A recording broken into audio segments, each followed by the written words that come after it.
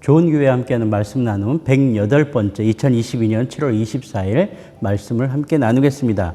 오늘은 다른 세대, 다음 세대, 미래 세대 67번째 이야기로 다니엘서 1장 17절에서 21절의 말씀으로 방법이 아니라 태도입니다 라는 제목으로 함께 은혜를 나누도록 하겠습니다. 당신은 교회입니다. 당신은 좋은 교회입니다. 좋은 교회가 온 땅 온 세대 가운데 가득하기를 소망합니다. 우유가 담긴 양동이에 빠진 개구리 3마리라는 이야기가 여러분도 아시겠지만 회자되고 있습니다. 이 이야기의 결론은 이렇게 흘러가고 있습니다. 먼저 우유가 담긴 양동이에 개구리가 3마리나 빠져 있습니다. 자, 그런데 개구리 한 마리가 다 그 빠진 상태에서 어떤 표현과 어떤 행동을 취하는가가 다 다릅니다. 첫 번째 개구리는 우유에 빠진 자신의 모습에 절망하고 좌절하면서 울부짖습니다. 소리칩니다. 낙담합니다. 그리고 결국 그 양동이에서 빠져나오지 못하고 죽습니다. 두 번째 개구리는 조금 다릅니다. 조금은 적극적인 모습을 보이는 것처럼 보입니다.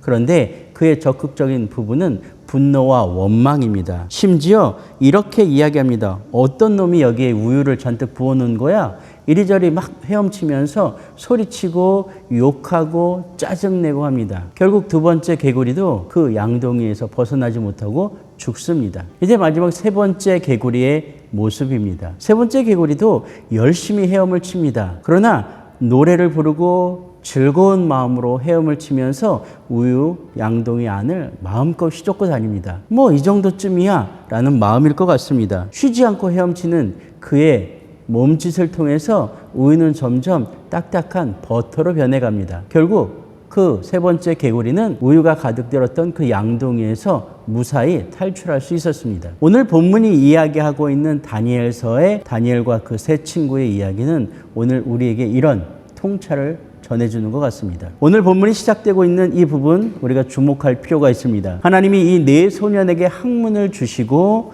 모든 서적을 깨닫게 하시고 지혜를 주셨으니 다니엘은 또 모든 환상과 꿈을 깨달아 알더라 라고 되어 있습니다. 오늘 다니엘과 세 친구의 상황을 살펴보면 이 얘기가 얼마나 하나님의 은혜이며 충격적인 이야기인지 우리는 금방 이해할 수 있습니다. 바벨론을 통해서 이제 이스라엘은 포로가 되었습니다. 포로 시민이 되었습니다. 그리고 그 포로 시민들 중에서 어린 아이들 중에 조금 똑똑한 아이들은 바벨론에서 데려다가 자기 나라의 일꾼으로 쓰려고 따로 분리하여 공부를 시켰다라는 뜻입니다. 식민지 시민이 되어진 것입니다. 다른 말로 표현하면 암울한 상황입니다. 어쩌면 꿈이 없다라고 표현될 수 있고요. 어쩌면 묶여진 자유가 없는 그러한 상태에 놓여져 있는 사람들이라는 뜻도 될 것입니다. 그런데 하나님은 놀랍게도 바벨론의 포로가 되어진 이스라엘 백성 다니엘과 그의 세 친구를 향해서 이렇게 이야기합니다. 하나님이 이 네 소년에게 학문을 주시고 두 번째 서적을 깨닫게 하시고 세 번째 지혜를 주셨으니 라고 되어 있습니다. 하나님의 계획이 어디에 초점이 맞춰져 있는가 라는 이야기는 바로 이 부분에서 출발할 수 있습니다. 하나님께서 주시고 깨닫게 하시고 주셨으니 깨달아 알게 하셨다라는 것은 이들을 통하여 하나님은 그들의 구속적인 상태, 즉 자유가 없는 억압의 상태, 포로된 상태에서 무슨 일인가를 이들을 통해서 하실 계획을 가지고 있다라는 것이죠. 그리고 그들은 동일하게 그 나라에서 시험당합니다. 다른 아이들과 마찬가지로 왕의 산의 진미를 먹을 기회를 얻었음에도 불구하고 그것을 거부하고 오히려 율법에 따라 채소를 먹고 비교해보라고 당당하게 나섭니다. 결국 그 결과는 우리가 알고 있는 것처럼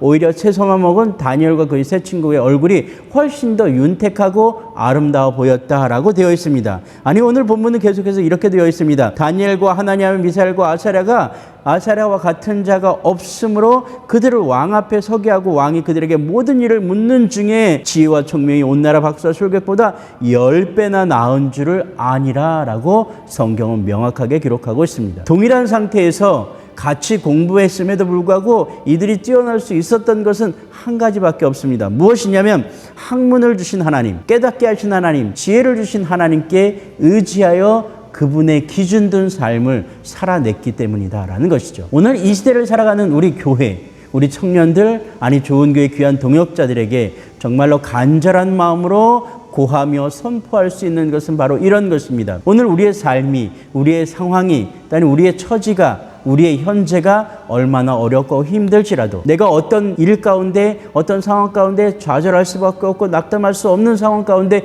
빠져 있을지라도 아니 나에게 꿈이 없고 소망이 없는 그런 나라를 살아가는 이러한 상태에 빠져 있을지라도 오늘 우리가 하나님께 붙잡혀 하나님의 은혜 가운데 준비되어지면 학문을 주시는 하나님께 모든 서적을 깨닫게 하시는 하나님께 지혜를 주시는 하나님께 붙잡혀 준비되어지기만 한다면 하나님께서는 그 어느 순간 우리를 통하여 하나님의 일을, 하나님의 지혜를, 하나님의 살아계심을, 하나님의 역사하심을 보여주실 줄로 믿습니다. 오늘 붙잡혀 들어가 왕조가 바뀌고 수많은 왕들이 바뀌어 갔음에도 불구하고 여전히 거의 70여 년간이나 왕궁에서 총리의 일을, 국가의 모든 일을 관장했던 총리의 일을 감당했던 다니엘의 이야기는 오늘 우리에게 이런 이야기를 전해주고 있습니다. 우리의 삶의 방법, 어떤 수단, 프로그램이 아니라 정말로 하나님 앞에 붙잡힌 우리의 영적인 태도, 믿음의 태도, 삶의 태도가 하나님께 붙잡혀 아름답게 사용될 수 있음을